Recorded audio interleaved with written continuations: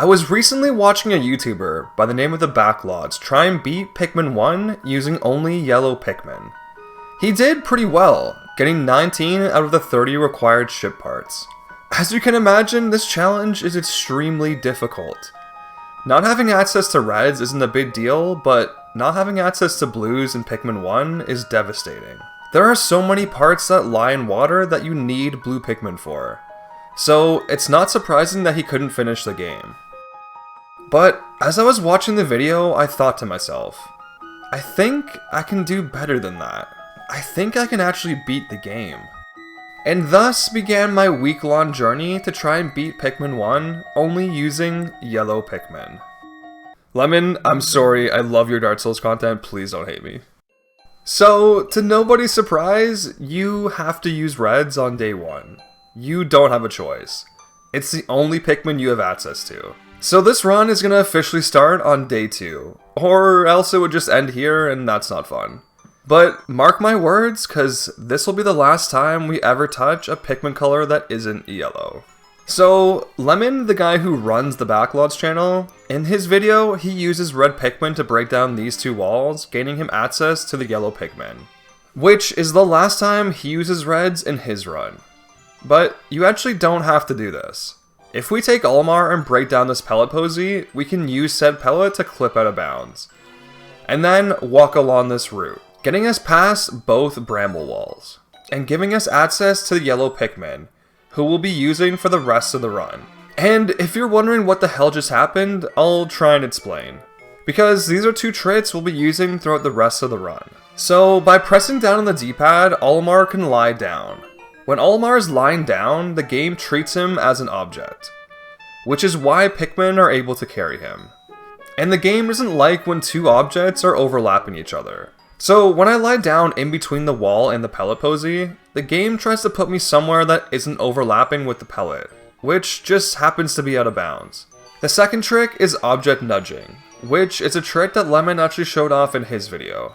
If you run at an object and then let go of the joystick and press down on the D-pad, Olimar will lie down and slightly nudge an object forward. You can do this to pellets, bodies, or even ship parts. It's insanely broken. And it's what I do here. I nudge the pellet close to the wall, clip out of bounds, and voila. And since we now have access to yellows, we can start building up our numbers. I then break down these two walls from the opposite side, which is a weird feeling. And then I spend the rest of the day getting more yellows, and don't collect a single ship part. Not a great start. On day 3, we start off by collecting the external fuel dynamo, which is obviously a part that Lemon collected in his run. I then completely ravage the Forest of Hope, killing enemies, breaking down walls, and collecting 4 more ship parts. The Whimsical Radar, Extraordinary Bolt, Nova Blaster, and Shock Absorber. All parts Lemon also obtained in his run. I then end the day by doing one of the most well-known tricks in Pikmin, moving this box without blues. And I've managed to do this trick using only my feet, so it shouldn't be a problem. Okay, it was kind of a problem. But after a couple more throws, we do end up moving the bots, giving us access to the Snagrets. On day 4, we head over and kill the Snagrets. And even though it's a little harder without reds, it's really not too bad. We just wait for his head to pop up, swarm him, and then he's dead. And with that, we bring the Geiger counter home. We then work on the bridges that lead to the Sagittarius. The first bridge is pretty easy, but the second requires blues. Unless you're not afraid of drowning a couple Pikmin. Like Lemon explained in his video, once a Pikmin touches water, a timer starts. And once that timer is done, the Pikmin drowns. But you can reset this timer almost infinitely if you whistle the Pikmin and bump into it. If you do it right, you'll hear the same sound effect a Pikmin makes when it jumps onto dry land. By using this trick, we're able to get enough Pikmin over to start building the bridge. And I clearly don't use this trick well because a lot of them drowned. But we do end up building the bridge and getting the Sagittarius before the end of the day. And right before the end of the day, we use another trick that Lemon used in his run. Normally, we're supposed to use blues to break down this wall, but if we throw yellow Pikmin on a specific spot on this ledge, we can actually break it down using bomb rods. So we end up finishing the day with 2 parts collected. On day 5, we go back to the Forest of Hope and finish off the last part. We head straight over towards the cannon beetle, defeat it with relative ease, and grab the radiation canopy, completing the Forest of Hope without a single red or blue Pikmin. And if you think the run seems kinda easy so far, just wait, because it's about to get real insane. Because we're headed to the Forest Naval, which has parts like this. But that's something we'll deal with later, because on day 6, we fight and kill the Puffstool, giving us the Omega Stabilizer, which is kind of a pain to bring home because of these fire geysers, but with some good timing, it really isn't that bad. We then head over to the Gravity Jumper, which is normally obtained by grabbing blues, going around the back, and building up this bridge. But we can just skip all that by throwing yellow Pikmin up on this ledge and building the bridge at the front. We then grab the automatic gear and bring the Gravity Jumper home, ending off the day. And if you're wondering, every part I've gotten so far, Lemon also got in his video. But that was about to change. Because on day 7, we head over towards the Libra, which, as you can see here, is a part that Lemon did not collect. You normally need to throw yellow Pikmin up on this ledge, then grab some blues to break this water geyser, and then throw your Pikmin on the part. But there's actually a way we can get this part without using blues. And if you watched my minimum throws video, you'll probably know exactly what we're about to do.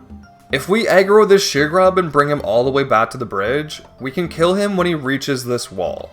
And just like on day 2, we can use the pellet to clip out of bounds. But walking up here is super difficult. And if you walk on the wrong part, you can be sent off into the infinite blackness. After a couple tries, I do manage to reach the second ledge and clip up to where the Libra is, and then work on nudging the part off the ledge. And once I get it down, it lands in a really weird orientation, and the Pikmin kind of freak out when they try to grab it, but somehow they are able to move it while it's on its side and bring it down off the ledge, giving me my first part that Lemon had not collected. Oh yeah, and we also fought Beatty and got the guard satellite, which was super easy because yellows are the best Pikmin for fighting him. On day 8, I attempt to grab the analog computer, which is a part completely submerged in water. So it's not going to be easy. I start off by nudging the part close to shore, and you would think I'd just be able to nudge the part up the slight incline, but this isn't the case. Shorelines work really weird in this game. It seems like there are 3 separate planes where a part can exist. The water plane, which the part is already on, the incline of the shore, and then the shore itself. And getting these parts to switch planes takes an incredible amount of force. Way more force than Almar can output by nudging. Which is why here, Lemon isn't able to get it up on the shore. Thankfully, we don't have to get it up on the shore. At least, not by ourselves. We can use a little trick called waypoint resetting, which is explained in this video by a speedrunner named Mokagi. And if you're interested in this kind of stuff, please check out his channel, because he's an absolute Pikmin wizard. He basically formulated every strategy used in this video. But yeah, basically the short explanation is if you put a part in a weird place, the game doesn't really know what to do with it. And when you go to sunset and come back the next day, the game will reset the part to where it thinks it's supposed to be. So if we nudge the analog computer directly into this corner, it should in theory waypoint reset onto the shore when we come back tomorrow. But we'll have to check on that later, because we have some more nudging to do. I make my way over to another difficult part, the number 1 Ionium Jet. Another part that's completely submerged in water, making it really hard to get with yellows. So I'm gonna have to nudge it. But before I do, I just want to explain one more thing. Objects in Pikmin have certain densities. Just think of it like some objects are heavier or lighter than others. And the number 1 Ionium Jet is one of the heaviest parts in the game, which makes it very difficult to nudge. But if we grab a lighter object like a Sheargrub or pellet, for example, we can push that into the Ionium Jet and move it that way. So if we lure this Sheargrub over to the pool and kill it, we can start the long journey of nudging it across. And a long journey it is. In half a day, I move it from here to here. So we're gonna have to come back tomorrow and work on it some more. So on day 9, I grab another Sheargrub and get back to nudging.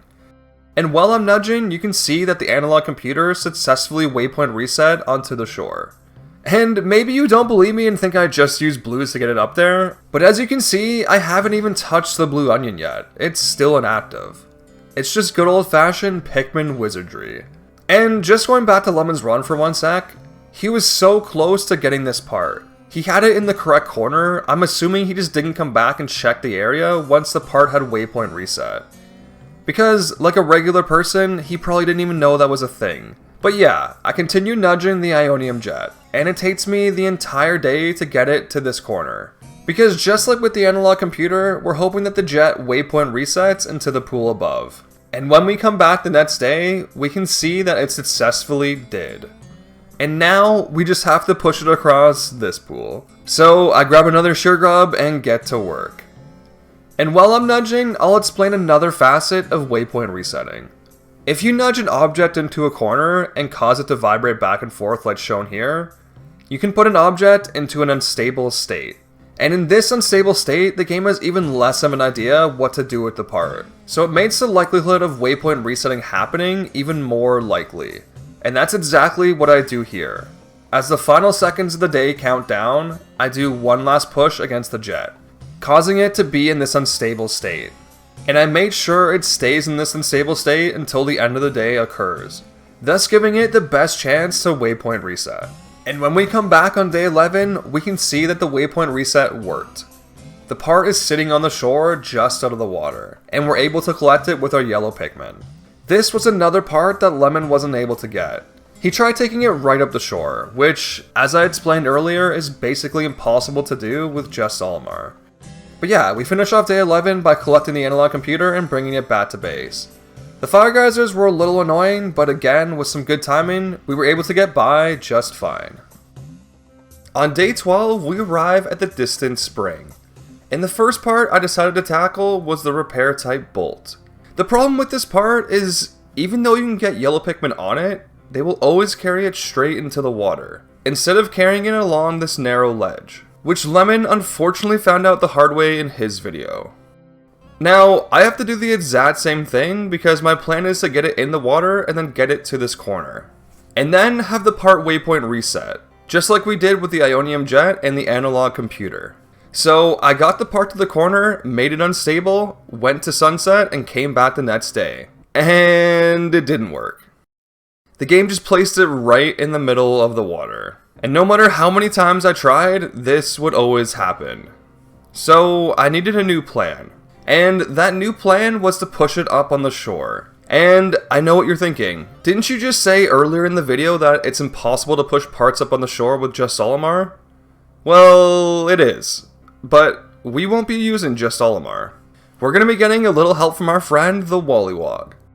Another useful feature of lying down that I haven't mentioned yet is when Olimar is in this state, he takes no damage from enemies. So we can lie down and let the Wollywog do this, and it does no damage. But it does do one thing. It creates a tremendous amount of force.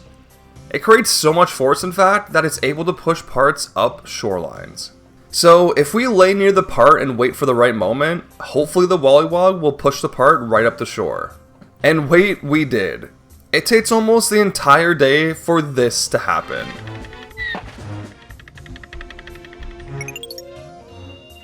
Remember those planes I was talking about? Well, this right here is the part switching from the plane in the water to the inclined plane of the shore. We just needed it to switch planes one more time, from the incline to the actual shore. And with one more lucky bounce from the Wollywog, we got it further up the shore. And at this point, I thought it was far enough up the shore that the game would accept it as being out of the water and would waypoint reset it to a place my Pikmin could actually grab it. Because I tried grabbing it from this incline and it did not work. So I ended the day and prayed to the Pikmin gods that the waypoint reset would work. And as we land in the distant spring for a new day, the camera turned and I saw the repair type bolt just sitting there completely out of water. And it was the most beautiful sight I had ever laid eyes on. By the way, anytime you see me pausing the game like that, that's me losing my shit. So after that wondrous moment, it was time for me and my yellow Pikmin to go for a swim. Because we needed to build this bridge leading to the massage machine. Despite a few casualties, we were able to build the bridge and bring the part home, which Lemon also did in his video. I then finished off the day by doing the exact same thing by the bridge near the gluon drive. I wasn't able to collect the part, but we did finish the bridge, which will make collecting the part in the future a piece of cake. And with only 49 yellows remaining, I decided to head back to the impact site so we could build up our numbers a bit and grab the last remaining part there, the positron generator. And getting the positron generator out of the clamp was a little tricky. In Lemon's video, he was able to throw his Pikmin directly onto the clam from the shoreline, because he was playing the Wii version, which allows you to throw far greater distances than the version I'm playing on, which is the GameCube version. So, since I couldn't reach it from the shore, I had to throw my Pikmin on this little island and then onto the clam. Which was kind of annoying, but after a couple of tries, I made it work. And once the generator was free, all I had to do was nudge it across the water to the opposite corner. Which again, literally took the entire day. But once I got it to the corner, I made it unstable, just like I did with the Ionium Jet. And ended the day, hoping again for a favorable waypoint reset. And I got it. When we came back, it was literally sitting on the shore waiting for us to collect it. It was painful watching Lemon's video because he was so close to making this part work. He even got it in the same corner and even made it unstable. He just needed to end the day there, come back, and the part would have been his. But as it stands right now, that's another part that Lemon didn't get, making for 5 in total right now. On day 17, we head back to the distant spring and collect every easily accessible part we can. The gluon drive, pilot seat, UV lamp, and the bowsprit. I skipped over them because I obtained them in the same way you would in a normal run. Having only yellows doesn't really change anything for them. And these parts would be the last easily attainable parts in the entire run. We only had 7 parts remaining, and 2 of them were non-mandatory, meaning we didn't need them to beat the game. The space float and the secret safe. The other 5 remaining parts were mandatory, and there was a reason I saved them for last. They were all ridiculously hard to get. The anti-dioxin filter was in the middle of a lake far away from any land. The Kronos reactor was on this ledge surrounded by a body of water. So was the number 2 Ionium Jet. The zirconium rotor was blocked by this river. And the interstellar radio was inside of this puffy blowhog, hovering above more water. And I'm gonna be honest with you guys, I didn't know if I could get any of them. They all seemed so far out of reach. But I'd figured since I'd gotten this far, I might as well try. And the first part I wanted to tackle was maybe the hardest. The anti-dioxin filter. To get the anti-dioxin filter, I needed to do 5 separate things. First, I needed to clip out of bounds with my Pikmin. Then walk in the out of bounds area until I was close to the part. Then get a Wollywog low with my Pikmin and then kill it with Almar right in front of the part. Then use its body to push the part to shore and move it to this very specific spot. Then lure a bread bug over with the pellet so I can push it closer to shore. Then push the part down the shore while the part is still in this state until we reach this very specific corner. And then finally push the part on the shore so my Pikmin can grab it. Seems super simple, right? Yeah, it was completely horrible. I was able to clip out of bounds, kill the Wollywog, and push the part to shore just fine. But getting the bread bug to cooperate felt impossible. No matter what I did, he just wouldn't pull the part onto shore. He would always pull the pellet through the part, but the part would never drag with him. It would always just slip away in some random direction. I even tried laying down to help direct the part, but it never worked. After hours of trying, this was the closest I got. And unfortunately, it just wasn't enough. So I gave up. Getting the anti-dioxin filter just wasn't gonna happen. And Lemon didn't get in his run either, so I didn't feel too bad about it. The next part I wanted to try was the zirconium rotor. To get this part, we needed to do a couple things. First, we needed to move the part by this geyser, so it would waypoint reset into the river. Next, we needed a Wollywog to jump on it so it would clip out of bounds. And then hope to God when it reappeared, it would land on the shore. And I couldn't even get step 1 to work. I tried like 4 or 5 times and no matter what I did, I couldn't get the waypoint reset in the river. So I had to go the long way and push it through this opening, which was a real pain because the part didn't want to go down the slope. Unfortunately, slopes work both ways. It's hard to get parts up them, and it's hard to get parts down them. But with some help from this wollywog, I was finally able to get into the river. And after almost a full day of letting them jump all over me, this happened.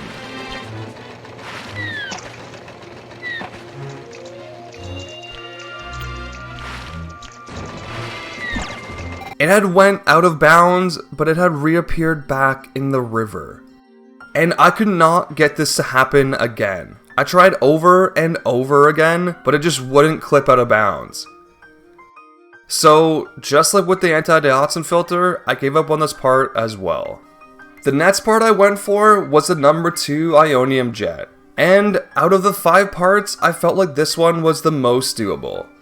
All I needed to do was take some yellow Pikmin for a swim, throw them on this ledge so they could get the part, and then push the part to this corner so it would waypoint reset to this area here.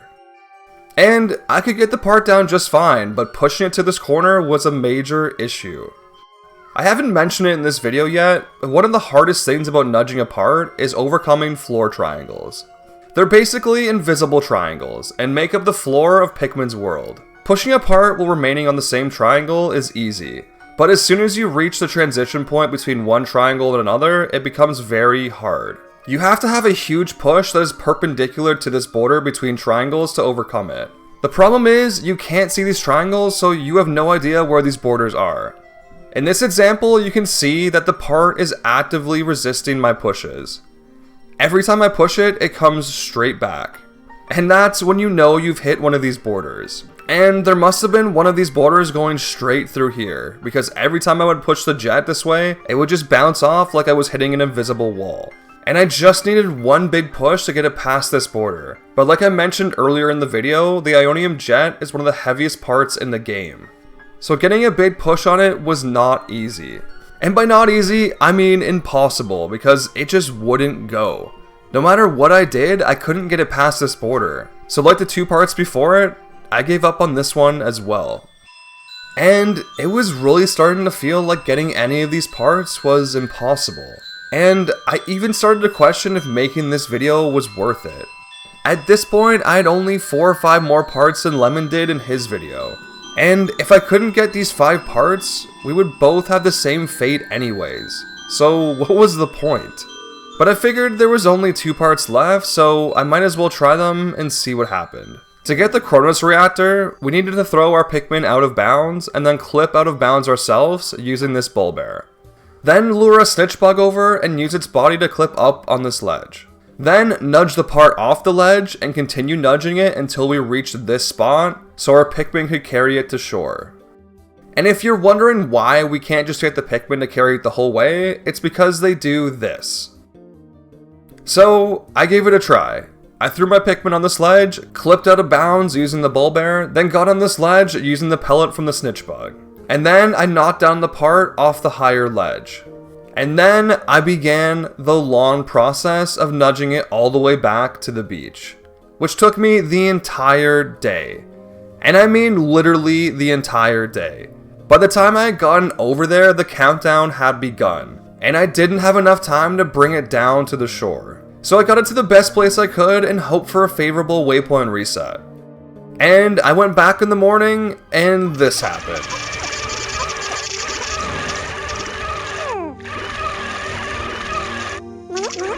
I literally got 20 Pikmin on the part, but they had slipped in the water.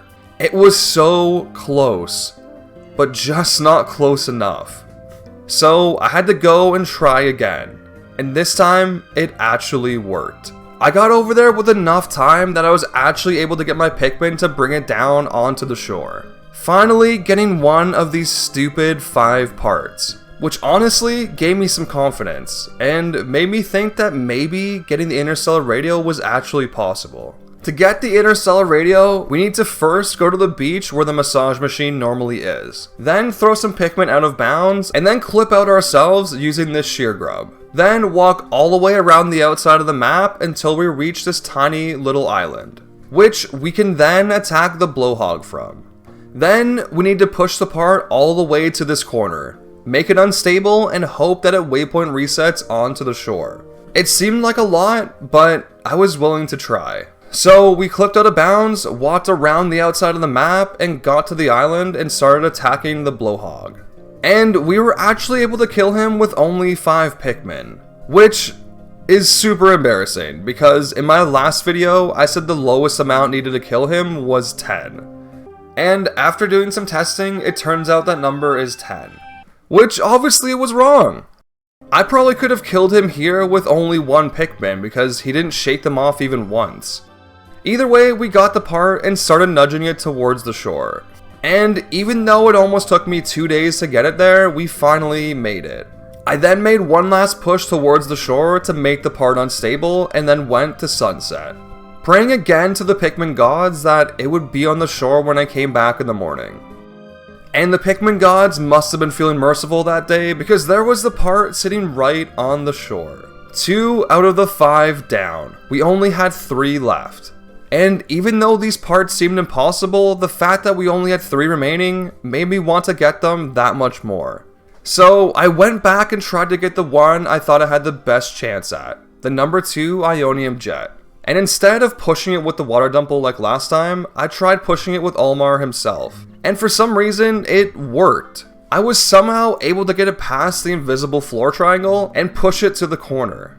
And once again, I gave it one last push to make it unstable and went to sunset. And the next morning when I came back, it was sitting there waiting for me like a present wrapped under the tree. A part that just a day ago seemed impossible to get had just been conquered, which made me think the other 2 might just be doable as well. They had to be. There was only 2 parts left. There was no way I wasn't getting them. So on day 4, I went back for the Zirconium rotor, because honestly, I was still too scared to try the anti-dioxin filter. I got to the part and started nudging it all the way back to the river. And with a couple big pushes from the Wollywods, I was able to get it back in the river. And again, after almost a day of letting the Wollywods wail on me, this happened.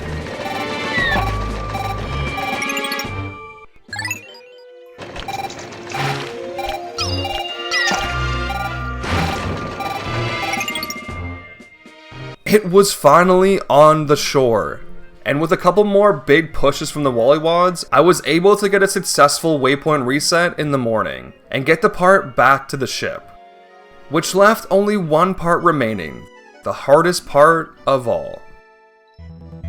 So on day 26, I landed in the Force Naval and started the process of getting the anti-dioxin filter all over again. As impossible as it seemed, it was the last mandatory part.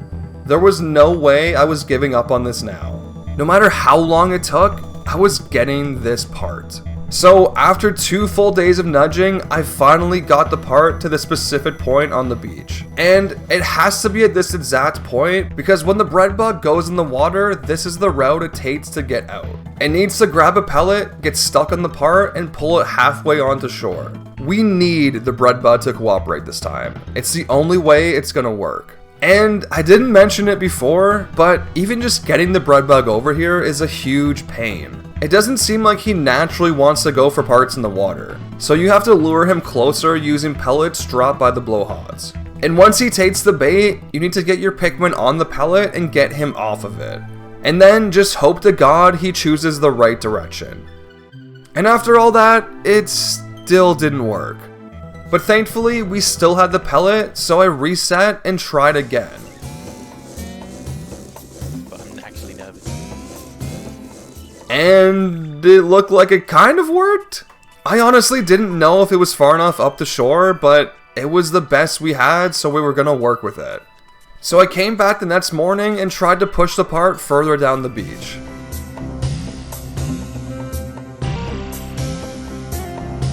Seriously? Okay, let's try that again. So I came back the next morning and tried to push the part further down the beach. Until I finally came to this corner. At this point, I zoomed in with the camera until the part was off screen, so it would deload. And this made it so when I looked back at the part, it would reload further up the shore. And then, with a couple more pushes, I got it into a position where my Pikmin could help me. And my Pikmin still couldn't pick it up. But by lying down beside the part, it forced my Pikmin to pick up Olimar, which then nudged the part further out of the water. And then I did it one more time and the part was finally free. I had done it. Every single mandatory part collected with only yellow Pikmin. Well, I actually hadn't collected it yet. I had to come back on day 30 to collect it and the space float. But either way, it was done. 29 parts collected out of 30. I didn't have enough time to go to the final trial and grab the secret safe, but I didn't care. This challenge was incredibly difficult. Even Lemon getting 19 out of 30 parts was impressive. Getting all 30 in 30 days almost feels impossible, so I was satisfied with 29. And Lemon, if you see this, I hope you try this challenge again to get all 30 parts just to show me up. I hope there's no hard feelings on this one. I genuinely love your videos and think you're great at what you do. And to everyone else, if you enjoyed this video, please consider subscribing. These challenge videos take a lot of work, but it makes it worth it if I know people are enjoying them. But yeah, you can totally beat Pikmin using only yellows. It's kinda crazy.